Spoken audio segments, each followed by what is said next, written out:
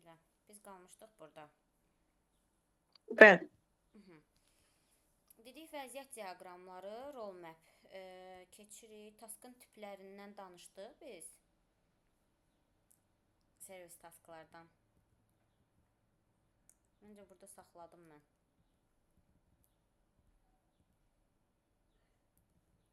Yox, danışmışıq. 195-ə gəlmişik. Haysa 193 yaz. 195. Hə. Ülviyə xanım, deyə bilərsiniz bu hansı taskdır? Bu şeydi də, full değildi o neydi? Ask olarak.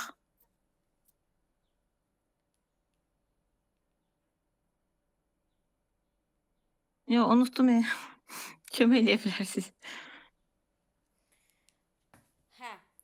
Bu servis taskı idi. API-ları eləyirdi. Bu user taskı idi. Bəs bu? Bildim. O yön işarələrə görə idi də. O sonradan yönləndirmə değildi, yoksa? Bu əl işarəsi manual taskı Bəli. idi. Manual aysan. Aha, bəs bu? O da user task.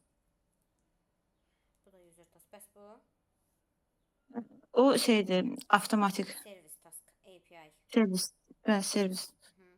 Subproses nə idi? Böyük bir prosesi kiçik və idarə olunan hissələrə bölməkdir. Niyə istifadə olunur? Prosesi sadələşdirmək üçün, çox detalları əsas diaqramdan gizlətmək üçün, oxunaqlığı artırmaq üçün istifadə olunur. Gəlin baxaq subproseslərə. Subproseslər bu işarə, üstəgəl işarəsində olur. Yəni bu olsa deməli aktiv şəkildə burdadır. Yəni task burdadır. Subprosesin açılışı budur. Ən çox iki növü olur. Collapsed və expanded. Collapsed subproseslər daxili detalları görmür. Üstündə üstəgəl işarəsi olur. İçi var, amma göstərilmir. Expanded subproseslər daxili addımlar görünür. Böyük blok kimi açılır. Bütün detalları ilə göstərilir. Məsələn, expanded subproses görürsünüz, açıq şəkildə göstərilir.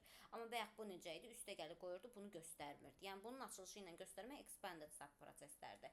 Collapsed subproseslər belə görsənir, yığır. Bu nə üçün lazımdır? Məsəl üçün, deyək ki, sifariş verdik, sifarişin flowsunu çəkdik, orada ödənişin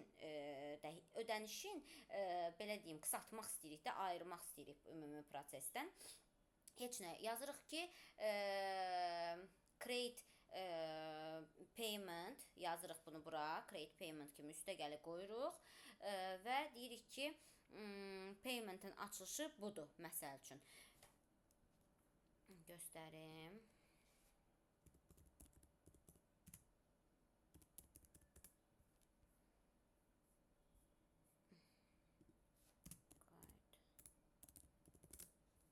Qaydanda açarıq, indi buradan da göstərəcəm.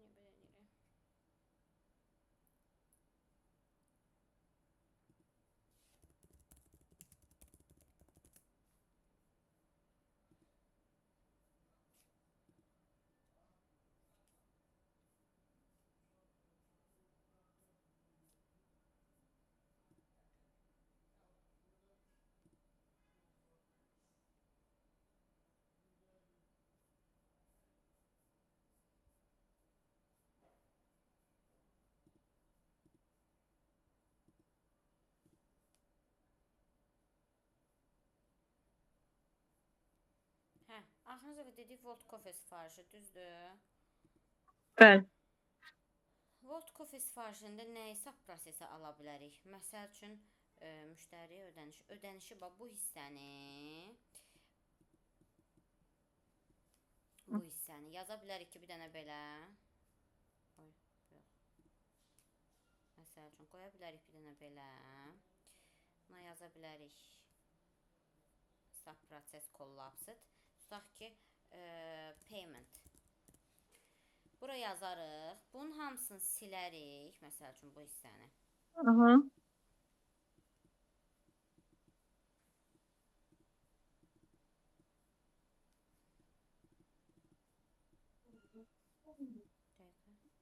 Bu hissəni silərik hamısını bir-bir etapları yığarıq bunun içinə. Sonra bunu da açanda artıq açılışda bunun içi görsənər. Yəni buradan bu tərəfi silib bir dənə bunu qoya bilərik. Necə ki, bax buradakı kimi. Bir dənə belə qoya bilərik. Aha, buyurun. Sualınız var idi. Belə deyim də, taskı kimlər görə bilir onu? Hamıya açıq olur, yoxsa xüsusi icazələrlə görürlər? Bax ki, mən yaratdım onu. Diaqramı. O kollaps Yox, icazə lazım deyil buna. İstəyənə vuran kimi açılır da elə. Üstünə vuran kimi açılır. Ya elə olur, ya da ki, məsəl üçün baxır hansı tulla işləyirlər də. Commandanın özünün toolu var. Commanda 8 Enterprise tool. Orada nətərdir? Bu ən görün burada göstərilib. Yoxdur, onu almaq lazımdır. Məsələn, daxil olanda bu hissəyə, o tulla işləyəndə də ayrı-ayrı adlarını yazıblar. İçinə daxil olanda o açılır. Onu belə ümumi flowda plus kimi qoyublar, amma daxil olanda içinə açılır. Hə, o list kimi də elə bir siyahıda adları yazılıb. Mən onu sizə harada göstərə bilərəm. Bir dənə fikirləşim. Commanda tool for development. Dən göstərim. For support. Görün, burada görsənəcək. Support.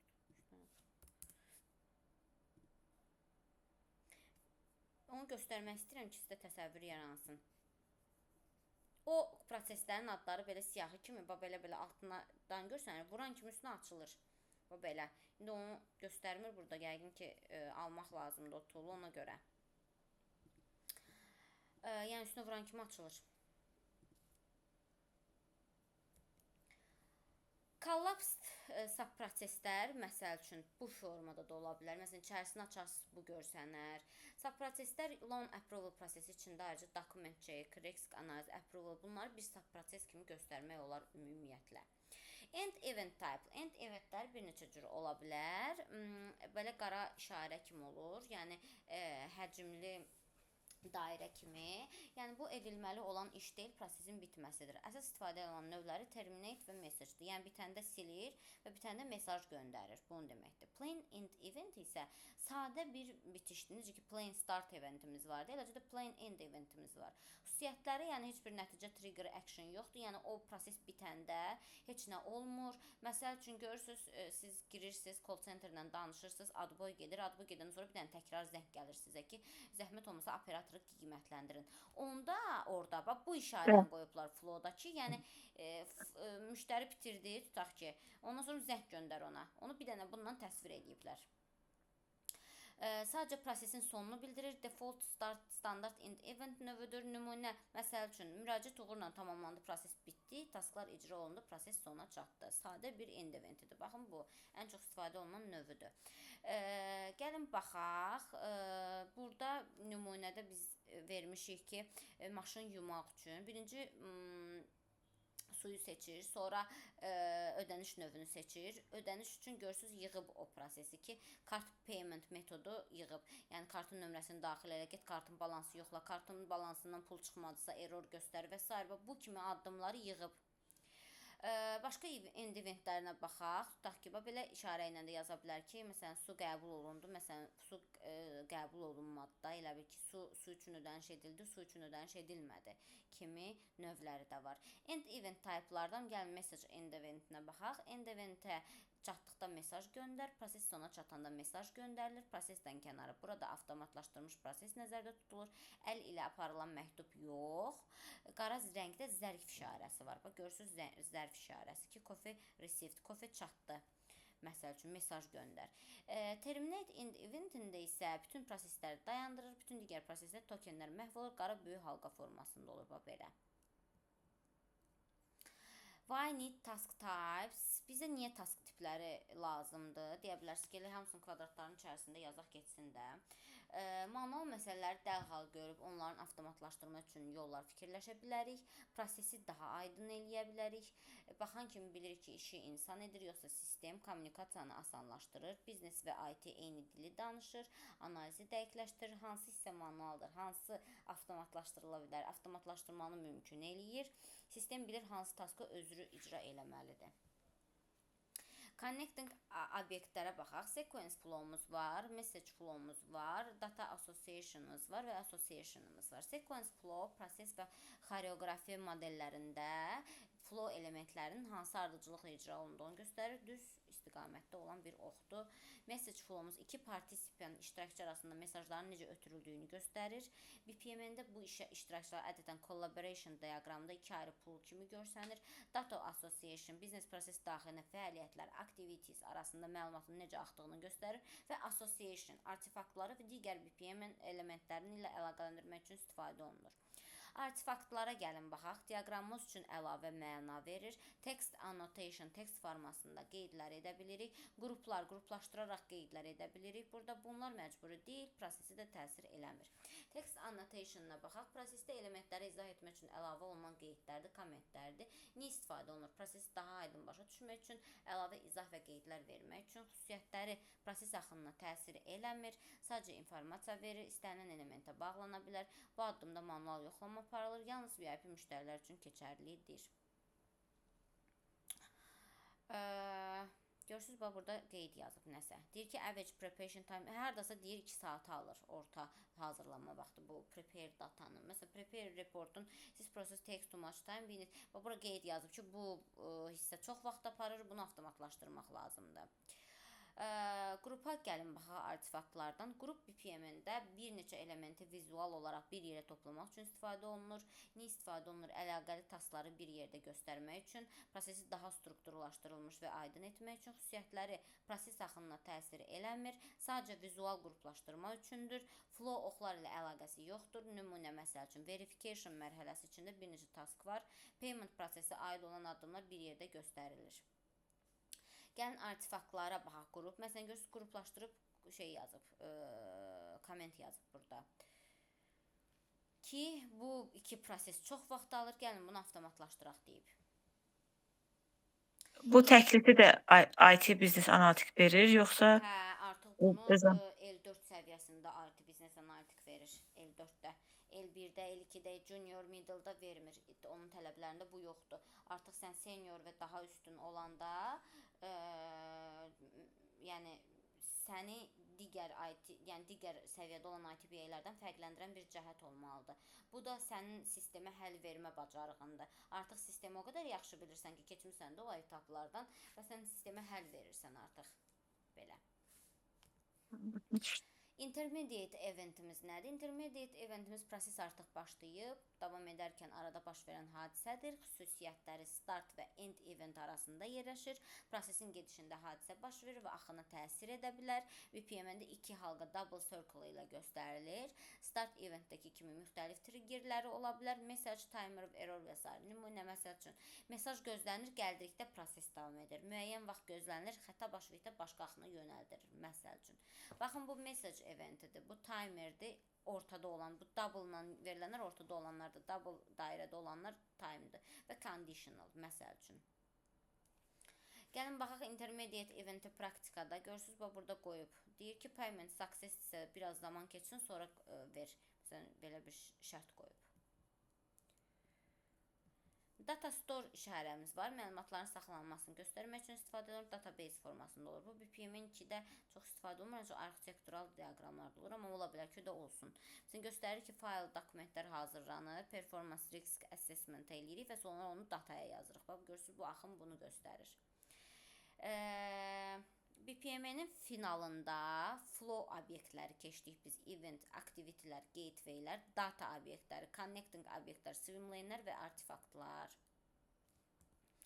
Gəlin indi bunlara baxaq. Burada. Dəqiqə.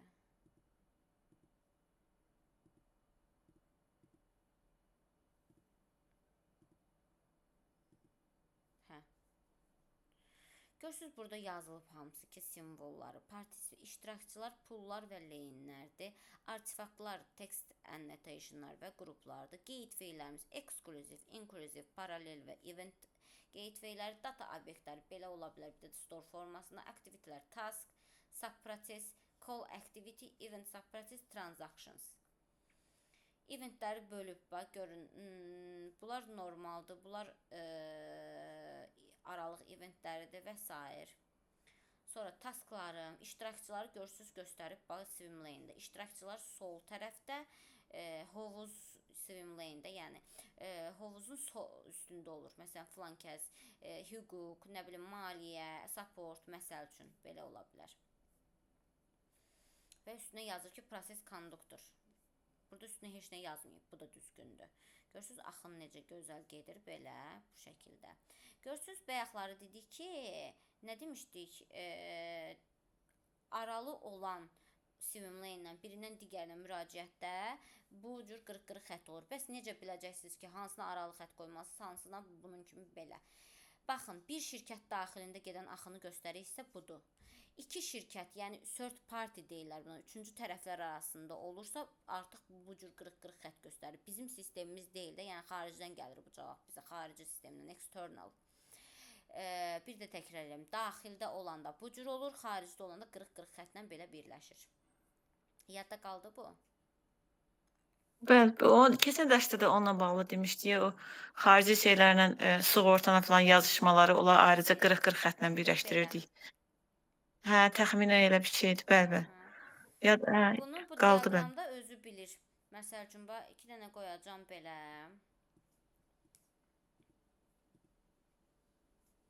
Bu nə belə oldu? Bunu belə qoyanda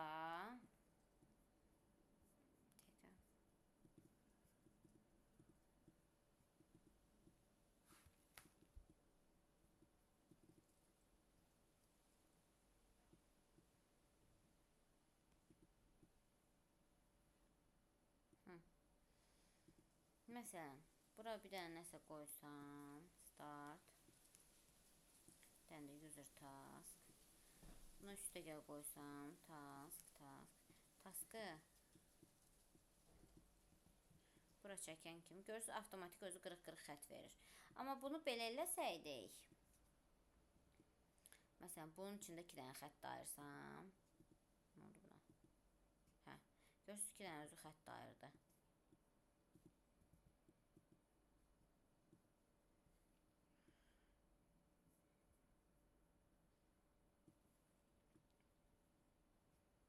Bunu belə qoysam və desəm ki, hə, başda, sonra task ver, bir dənə də task ver. Bunu bura keçirtsəm, görürsünüz, düz xətt oldu. Özü eləyir, yəni hamısını Command BPM-də. Bura rahatdır çəkmək üçün, ən rahat yer burada. Çox diaqram çəkmək yer, Draw.io var və yaxud başqalar var. Orada, məsələn, biraz çətindir, biraz daha... Onu pulsuz istifadə eləmək olur da, düzdür, yoxsa? Hə, əlbəttə.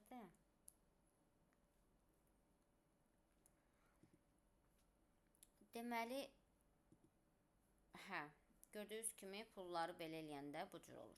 Baxın, indi biz baxırıq ki, məsələn, pizza zakaz eləyir də bu səhifədə, düzdürmü? Görürsünüz, aralıq eventlər qoyub, dəqiqə vaxtı qoyub, ondan sonra mesaj qoyub və digər şeylər. Deyə bilərsiniz, burada səhv nədir?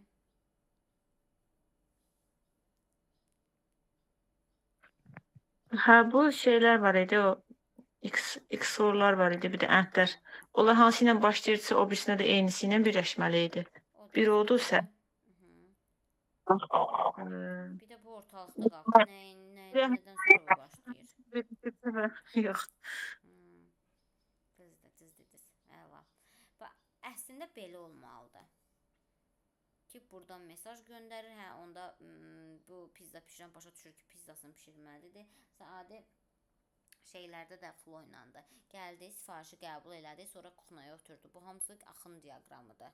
Diaqramla çəkilib vaxtı ikən, sonra onu avtomatlaşdırıblar. Sonra 2 dənə belə bir şey hissədə kimi də ola bilər gedən diaqram göstərim. Bunlar sequence flowlardır. Daha sonra keçəcəyik biz onları.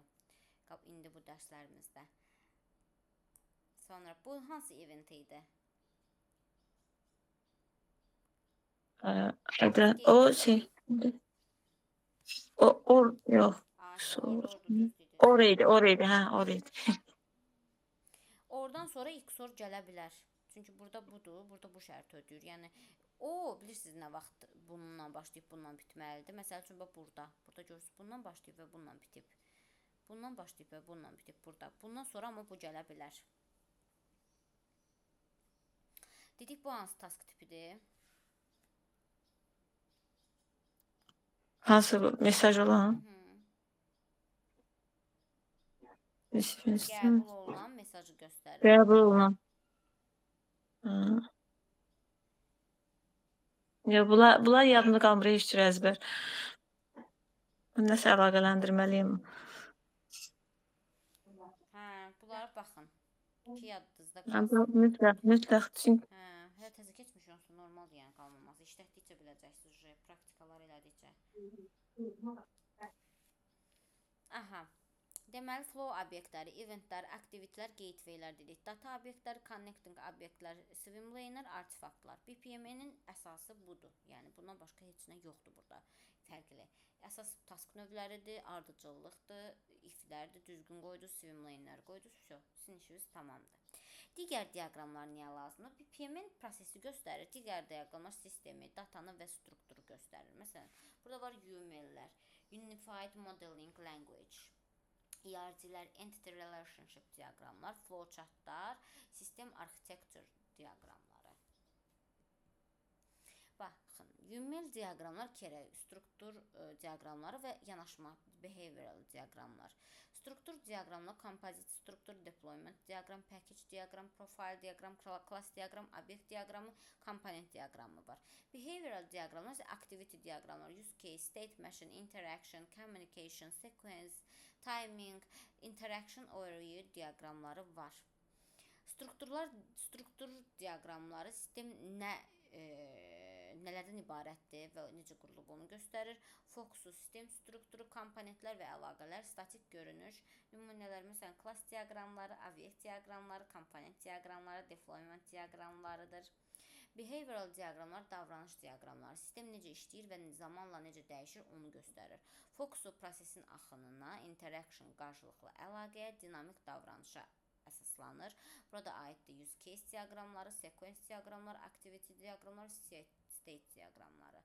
UML nədir? UML sistemi fərqli baxışlardan vizuallaşdırmaq üçün istifadə olunur. UML növləri, use case diaqramlar istifadə üçün nə edir? Class diaqramlar, sistemin strukturu nədir? Sequence diaqramlar, addım-addım axını, activity diaqramlar, proses axını BPM-ə oxşardır. Gəlin use case diaqramlara baxaq. İstifadəçi və sistem arasında qarşılıqlı əlaqəni göstərir. Aktör və use case-dən ibarətdir. User sistemdə nə edə bilər? Bu suala cavab verir. Use case diaqram sistemin yüksək səviyyəli funksionallığını göstərən diaqramdır. Bu diaqramda istifadəçilər, use case-lər və onların arasındakı əlaqələr təsvir olunur. Sistem istifadəçilərinin, aktorların və onların sistemlə qarşılıqlı əlaqələrin ümumi görünüşünü təqdim edir. Use case diaqramlar nəyi göstərir? Sistem və ya tətbiqin insanlar, təşkilatlar və ya xarici sistemlərlə necə qarşılıqlı əlaqədə olduğunu göstərir. Sisteminin aktyorlarla çatdırmağa kömək etdiyi məqsədləri, qolları göstərir.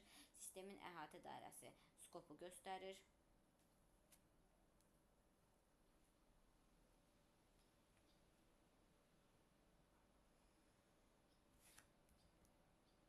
Use case diaqramları yaranması əsasən UML-lərlə çox əlaqələndirir, lakin o UML yanmazdan əvvəl təqdim olunmuşdu. 1986-cı ildə Ivor Jacobs use caseləri təqdim etmək üçün ilk dəfə mətn və vizual modelləşdirmə üsulunu təqdim etdi. 92-ci ildə onun həm müəllifi olduğu Object Oriented Software Engineering Use Case Driven Approach kitabı bu yanaşmanın yayılmasına böyük təsir göstərdi. Əhəmiyyəti isə ondan ibarətdir ki, funksiyonal tələblərin toplanmasından geniş istifadə olunmağa başladı və ən əsası proqram təminatının inkişafında populyarlaşdı.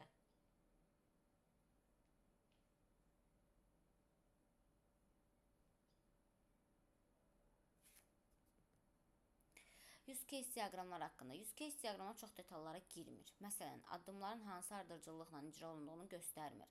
Əsas məqsədi use caselər, istifadəçilər, aktyorlar və sistem arasındakı əlaqəni yüksək səviyyədə high level göstərmək istəyir.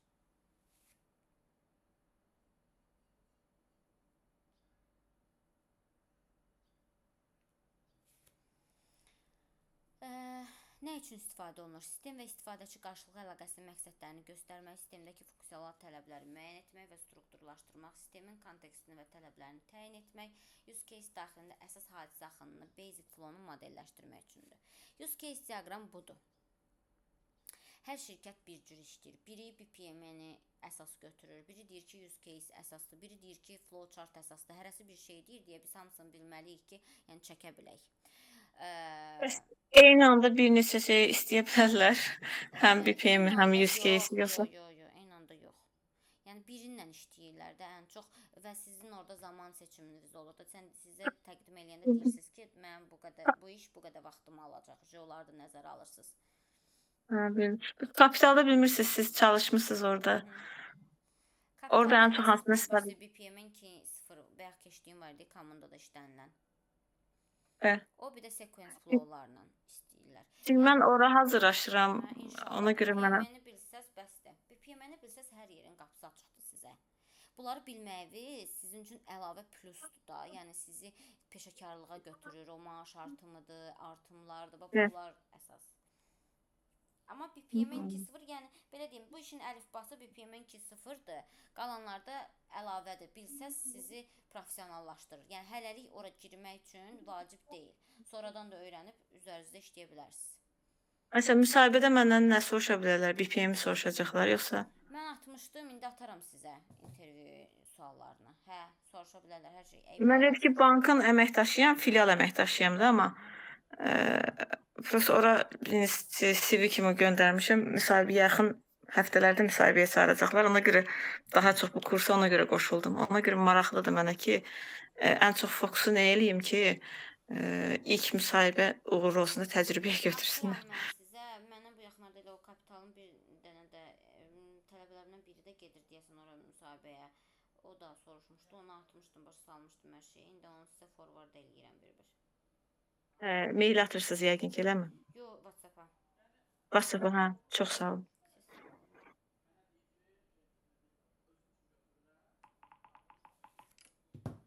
Deməli belə, use case diaqramlar dedik ki, aktyorlardan ibarət olur. Baxın, sol tərəf və sağ tərəf hansı aktyorun hansı hissəyə aksesi olduğunu göstərir, hansı hissələrdən istifadə edə bildiyini göstərir. Yəni ortadakı ümumi proseslərdir. Sağ və sol tərəfdəki isə aktyorlardır, yəni iştirakçılardır ki, hansı nədən istifadə edə bilər onu göstərir. Baxın, bu userdir, bu helpdeskdir, bu da administratordir. Manager user eləyə bilər, access faylları var, upload eləyə bilər, manager eləyə bilər, administrator hər şey eləyə bilər. User yalnız bunlardan üçünü eləyə bilər və helpdesk isə birini eləyə bilər. Yəni bunu göstərir ki, yəni sistemdə kimin nəyə aksesi var.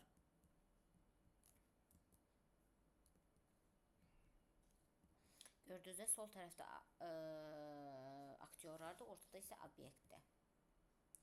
Use case diaqram komponentləri, use case diaqramın əsas elementləri 4 əsas elementdən ibarətdir. Use case sistemin gördüyü funksiyaları göstərir. Nümunə məsələn login, payment etmək, sifariş yaratmaq, sistemin sərhədlərini boundary göstərir. Use caselər bu sərhədin içində yerləşir. Sistemin daxilində nələrin baş verdiyini göstərir.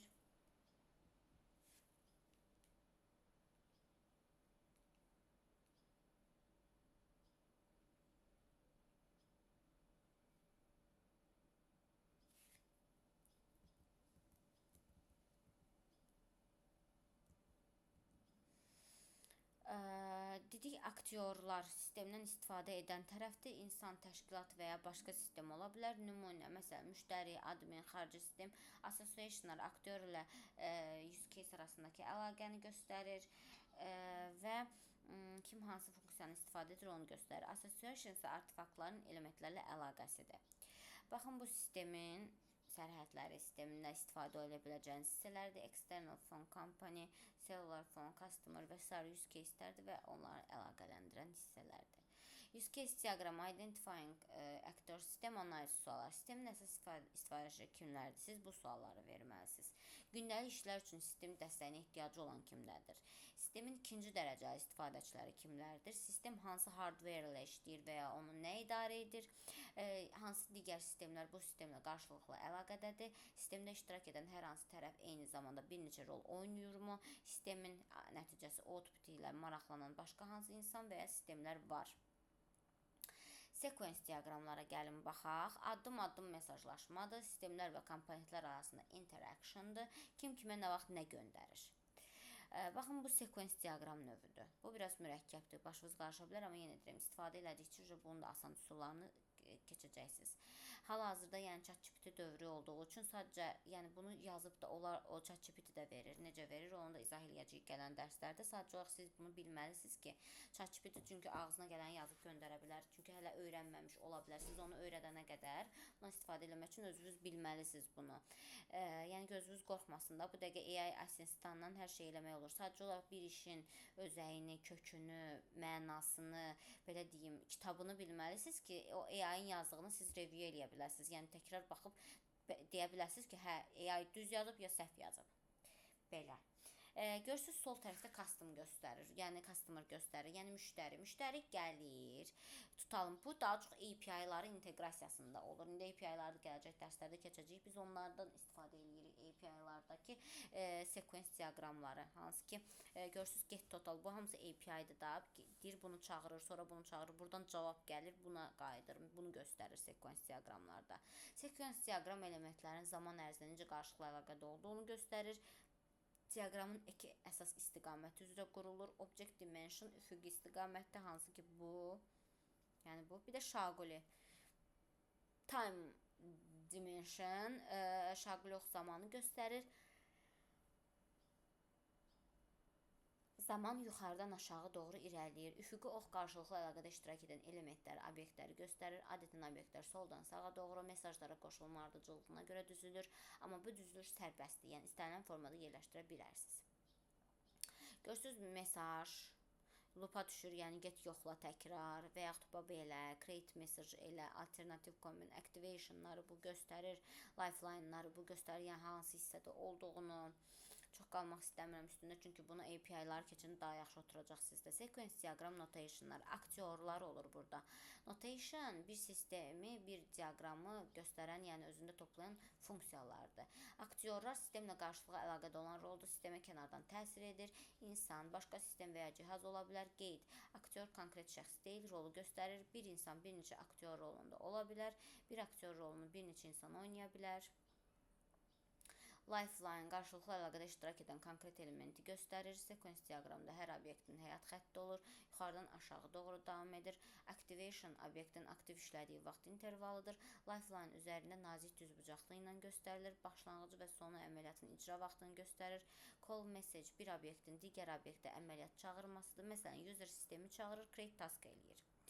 Return message cavab mesajdır. Sistem nəticəni geri qaytarır. Məsələn, sistem user success verir. Self message obyektin özünü çağırmasıdır. Eyni lifeline daxilində olur.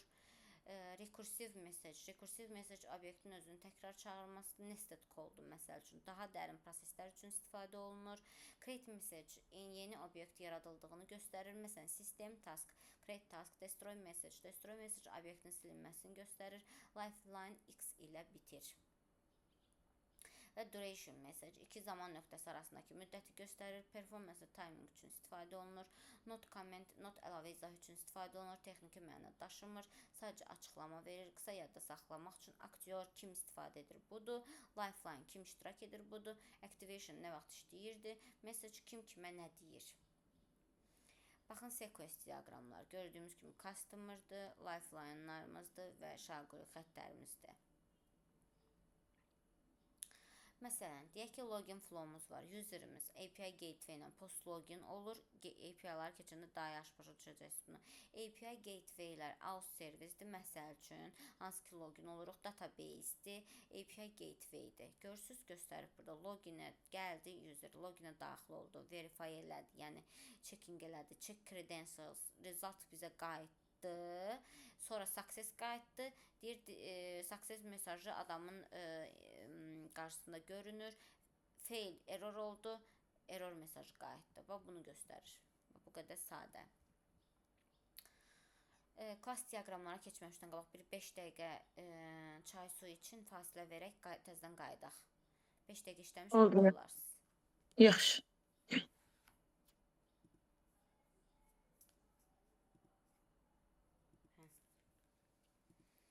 Dedik ki, klass diaqramları sistemin strukturunu göstərir, klass atributları və metodlardır. Sistem nədən ibarətdir, onu göstərir.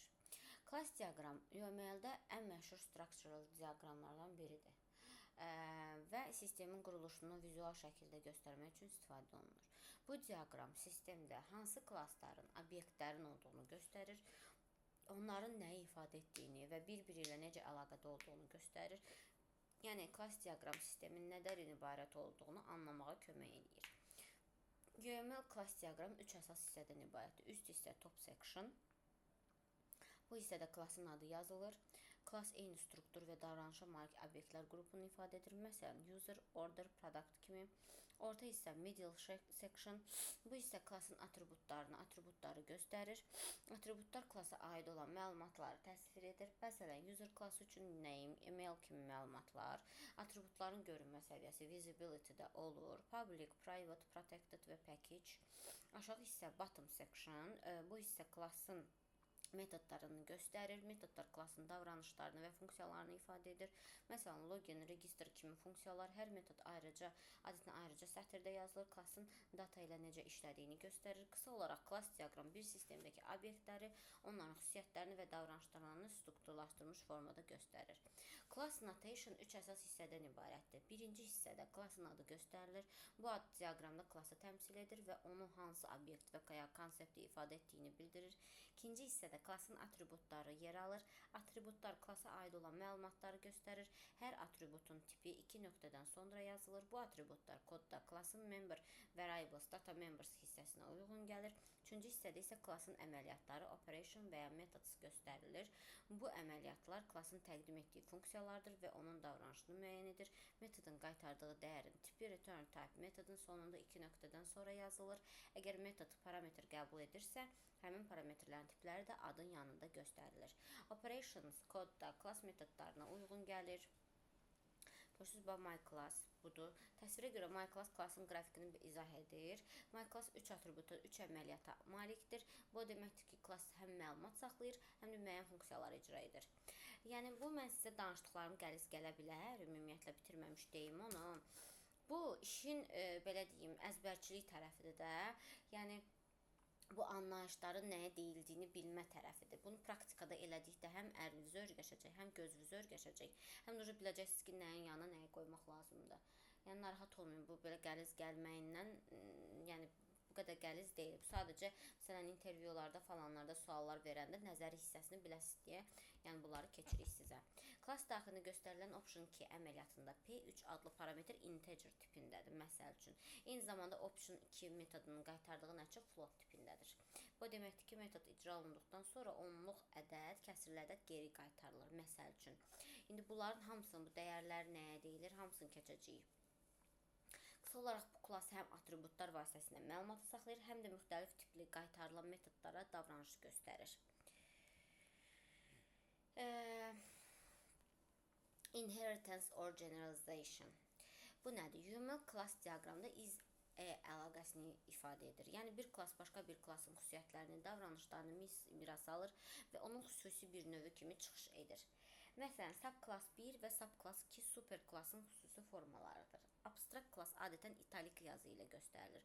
Bu, həmin klassın birbaşa obyektinin yaradıla bilmədiyini bildirir. Inheritance əlaqəsində qrafik olaraq child classdan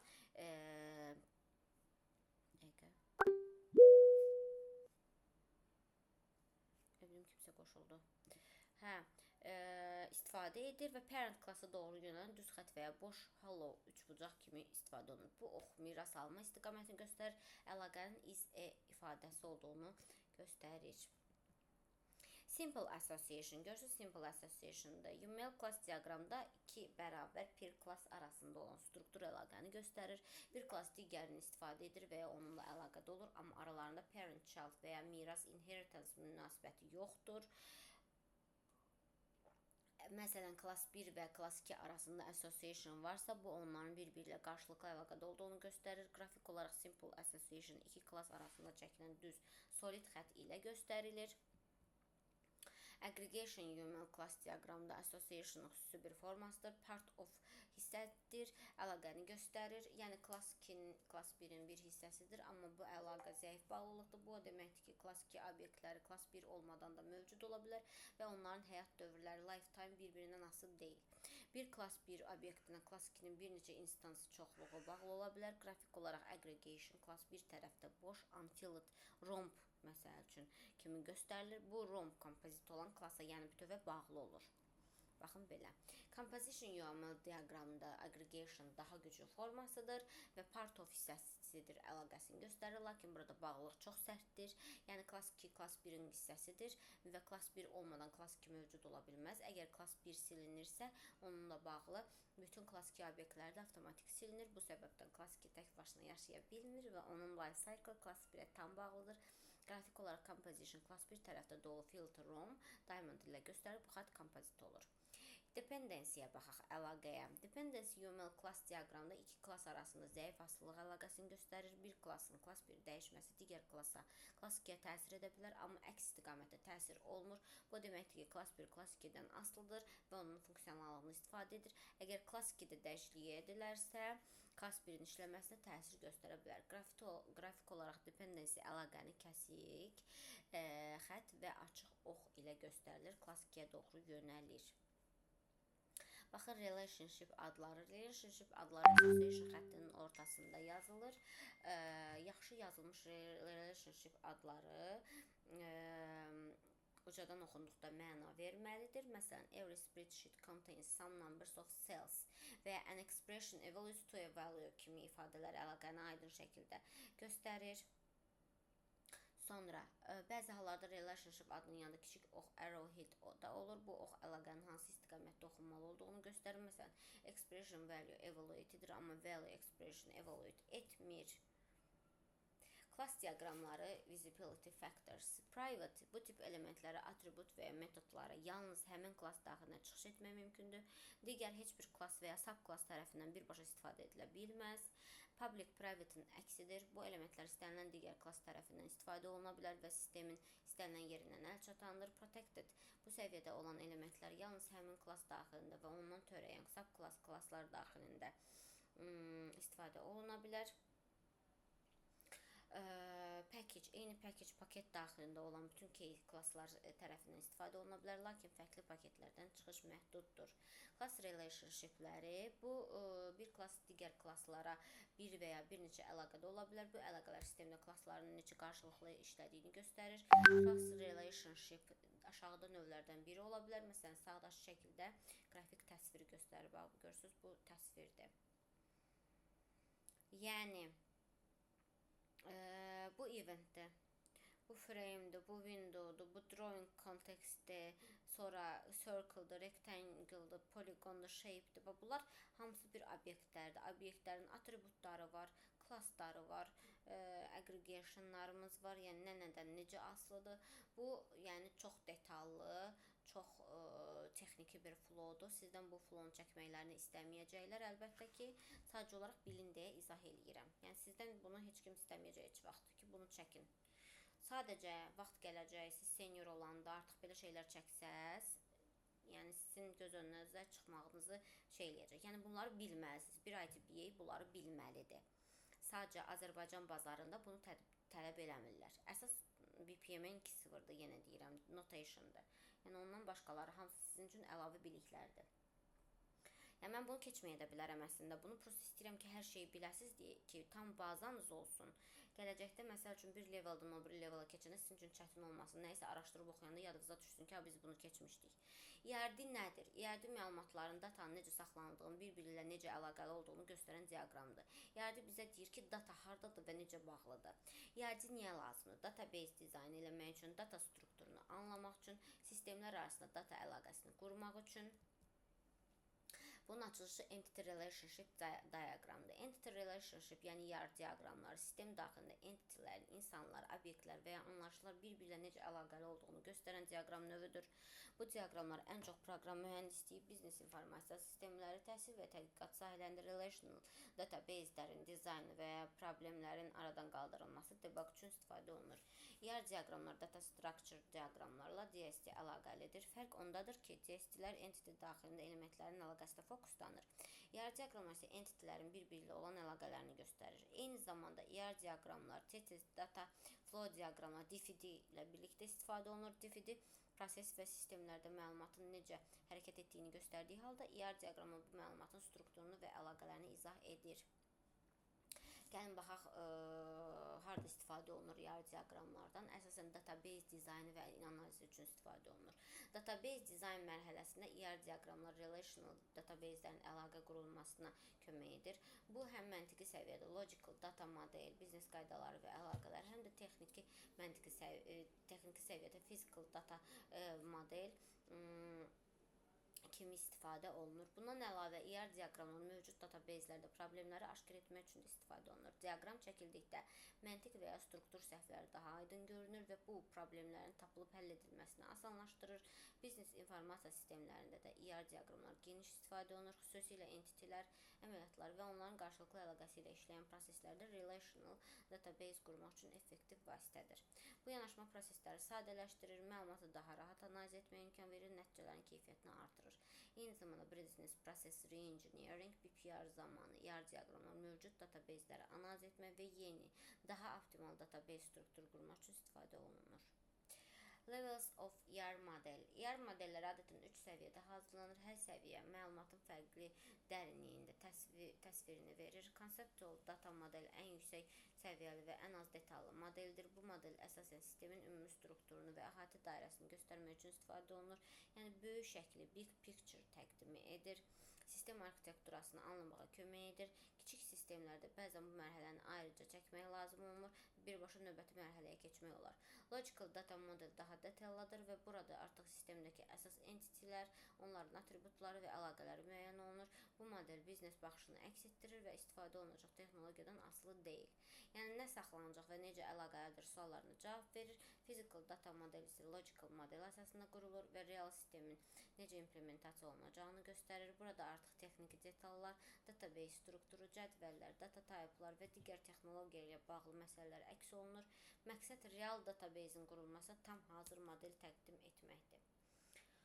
Bunun əsas komponentləri cədvəl, real dünyadakı bütün obyektləri göstərir. Məsələn, user, order, product, işçilərdə, məsələn, departament, işçilər, şöbələr, bölmələr, atributlar, field columnlar, yəni user ID, name, email, userə aid məlumatlar, order, məsələn, sifarişə aid məlumatlar və relationship əlaqə, entitilər arasında əlaqəni göstərir. Hansının hansına bağlı olduğunu göstərir.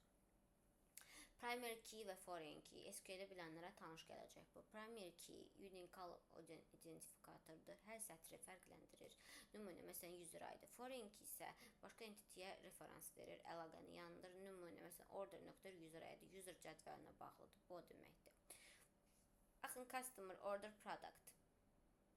3 cədvəldir və bir-birindən əlaqəlidir. Product order'a, order'da customer'a bağlıdır. Görürsünüz, key var, customer ID. Dedik customer ID. Burada sizcə customer ID necə bir keydir? Parent keydir yoxsa foreign keydir?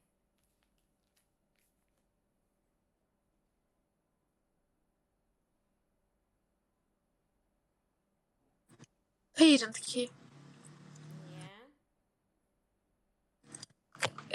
Customer cədvəlindəki ID customer cədvəlinə aid olduğu üçün orada əsas unique sütundur primary key. Order'da isə onun necə deyim, referansı kimidir. Bəli, foreign key'sidir. Customer ID foreign Çünki key'dir. orada orderda bir neçə dəfə o təkrarlana bilər. Bir müştəri 10 dəfə məsələn alış-veriş eləyə bilər, ora order kimi düşə bilər. Yes. Amma customer cədvəlində bir dəfə düşür. Belədir. Bəs product ID nədir product cədvəlində? O da oranın, yəni product'ın primary key. Düzdür. Primary key and foreign key nədir? Baxın, primary key rule'ları unik olmalıdır, heç vaxt dəyişməməlidir, heç vaxt null olmamalıdır. Bunun özəl edən bir nüanslar. Foreign key'lər isə unik olmaya bilər. They can be repeated in a table. Cədvəldə təkrarlana bilər və çox ola bilər. Yəni foreign key bir neçədən, parent key bir dənə, amma foreign key bir neçədən olar. Composite keylər var. Composite primary key rule'lar nədir? Use the fewest number of attributes possible. Don't use attributes that are apt to change. Yəni bir çox mümkün olan atributlardan istifadə oluna bilər. Dəyişməyi üçün olan atributlardan istifadə olunmur. Gəlin kompozit key'ə daha detallı baxaq. Kompozit key bir cədvəldə hər bir sətri unikal şəkildə tanımaq üçün 2 və ya daha çox sütunun birlikdə istifadə olunmasıdır. Yəni tək bir sütun həmin sətri unikal etməyə kifayət etmədikdə birinci sütunu birləşdirərək bir açar key yaradılır. Məsələn, enrollment cədvəlində student ID və kurs ID sütunları ayrı-ayrı unikal deyil. Amma bu iki sütun birlikdə istifadə olunanda da hər bir qeydi unikal şəkildə müəyyən edilir. Buna görə də birlikdə kompozit key hesab olunur. Sadə dillə desək, kompozit key bir sətri fərqləndirmək üçün birdən çox fieldin birlikdə istifadə olunmasıdır.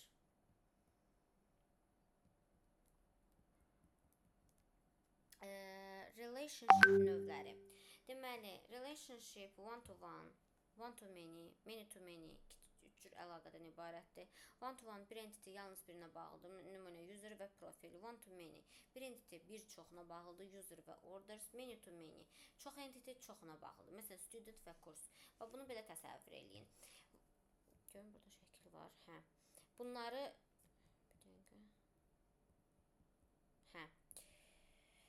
one-to-one əlaqəyə həyatdan bir dənə misal verək də, düzdür?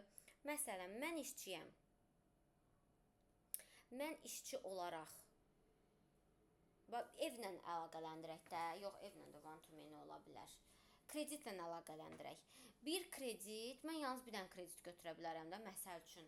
Bir kredit bir müştəriyə bağlı olur, bir müştəri bir kreditə bağlı olur. Məsələn, bu one-to-one-dır. One-to-one bir entity çoxuna bağlıdır. Məsələn, mənim müştəri olaraq bir neçə dənə sifarişim ola bilər. Amma bir sifariş bir dənə müştəriyə aiddir. Yəni biri birinə aiddir. Amma bir müştərinin bir neçə dənə sifarişi ola bilər. Many-to-many məsələn bir kursda bir neçə dənə tələbə ola bilər. Bir tələbə bir neçə kursda ola bilər. Görürsünüz, bu many-to-many'dir. Qabaqda daha da yaxşı başa düşəcəyik. One-to-many əlaqə budur. Many-to-many bu ilə göstərir. One and only one budur. O 0-1 budur. Bunlar üçün istifadə olunur. Əsas bu one-to-many'dir, many-to-many'dir, one-to-one'dır. Yəni bu üçüdür. Gəlin baxaq customer table-ına.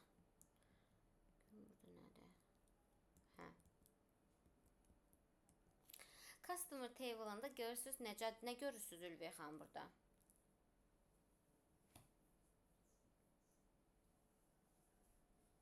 Ülviyə xanım.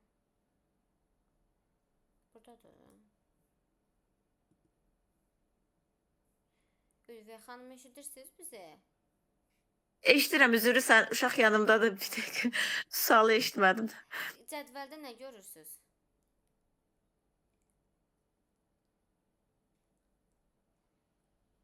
Bir dəqiqə üzr istəyirəm.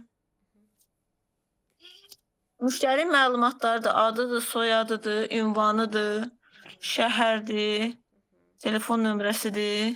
Zip də şeydə poçt kodudur, deyil. Müştəri məlumatlarıdır. Müştəri və onun məlumatları olan sadə bir cədvəldir.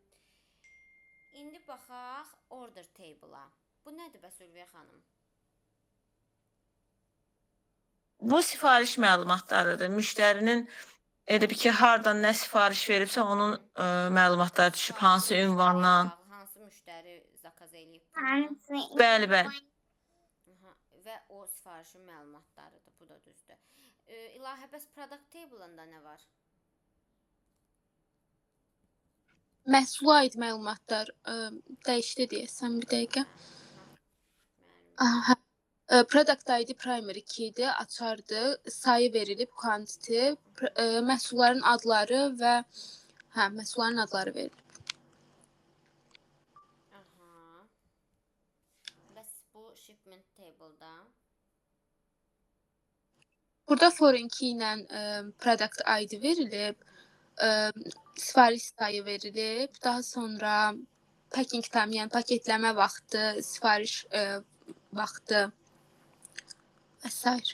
Charge card time yəqin ki, ödəniş edilən vaxt. sağ ol. İndi görürsüz bu 3 dənə, 4 dənə cədvəl var. Shipment, product order. Götürdü bunu, neynədir? Cədvəl kimi yazdı. İndi deyəsiniz bu nəyə lazımdır ki? Bunun üçün lazımdır ki, böyük arxitekturalar qurulanda dokumentasiyada bu olmalıdır. Niyə? Çünki cəmaət səhər bir gün açıb oxuyanda dokumentasiyadan oxumalıdır ki, hansı cədvəl nəyə bağlıdır. İndi biz nədən əziyyət çəkirik? Bütün şirkətlər dokumentasiya yoxdur. Bu yazılmayıb. Ona görə hamı bir-bir girir, hər şeyin içində axtarır, saatları gedir, vaxtı gedir. Halbuki vaxtında bunu quranlar dokumentasiyasında yazsaydı, düzdür, bilirəm, biraz baş ağrıdan şeydir, biraz yorucu işdir. Yəni dokumentasiya yazmaq elə də asan şey deyil. Amma bir dəfə yazılır və ömürlük qalır. Və bu səndən sonra gələn hamı üçün bir bələdçi rolunu oynayır. Bizdə məsələn Azərbaycanda dokumentasiya kasatlığından çox əziyyət çəkirik. Baxın, görürsüz nədir? Shipment. Bunu oxuya bilərsiniz ümumiyyətlə. Kim oxuya bilər ki, nəyə necə bağlıdır, nə göstərir bu axın?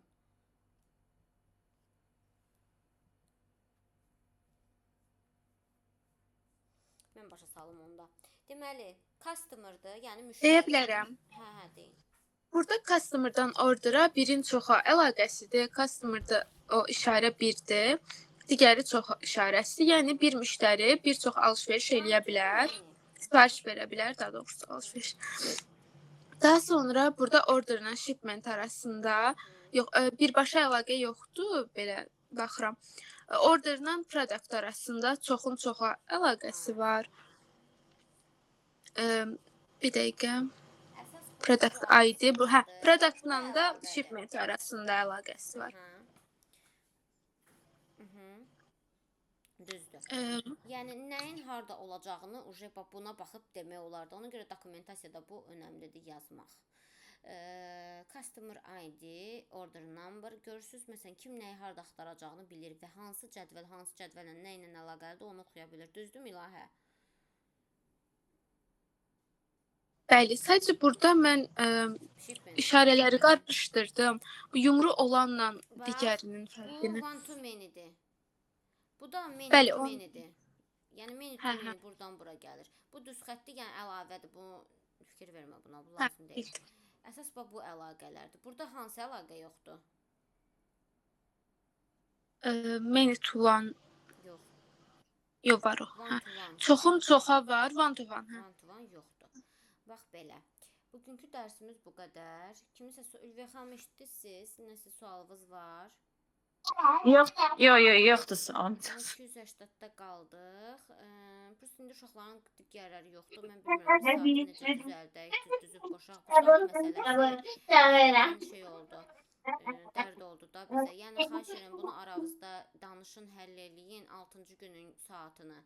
Yəni mən bu 6-cı gün bilmirəm nətər olacaq. Uşaqların da çoxu gəlmir. İstəyirsiniz gələn 6-cı günə salaq dərsi. Yəni siz saat neçədə gələ bilirsiniz. Hamınız aranızda danışın ki, ortaq bir saat olsun. Mən də o saata gəlim. Yaxşı. Mənə əvvəlki o dəyişmədən öncəki saatlar hamısı uyğun idi. Sadəcə o prosesdə ola bilmədi. O sonradan dəyişdi. Bilmədim o necə oldu. Yəni ona kimi olsa, yəni yenə əvvəl kimi mən gərək. Uşaqlar qayıtdılar, dedilər ki, bizim 6-cı gün işlərimiz olur və yaydır. İstəmirik ki, dərsi də qaçırdaq. 6-cı gün çoxumuz qoşula bilmirik. Gəlin onu salaq həftə içinə. Həftə içinə salandan sonra da kaş oldu. Bəli. Mən bilmirəm. Aranızda danışın, mənə də xəbər eləyin ki, mən də öz işimi bilim. Çünki o bir qrupda var, o bir qrup qalır belə ki, onlar heç vaxt belə şeylər eləməmişdilər də. Dəqiqədə saat dəyişmək, standart bir vaxtda gəlirdilər, gələ bilməyəndə. Məncə, yəni icazə verməyin dəyişməyə. Onda hamı məcbur qalıb elə eyni vaxtda əvvəl kimi gələcək. Oldu. Çox sağ olun. Oldu. Sağ olun. Çox sağ olun. Sağ olun.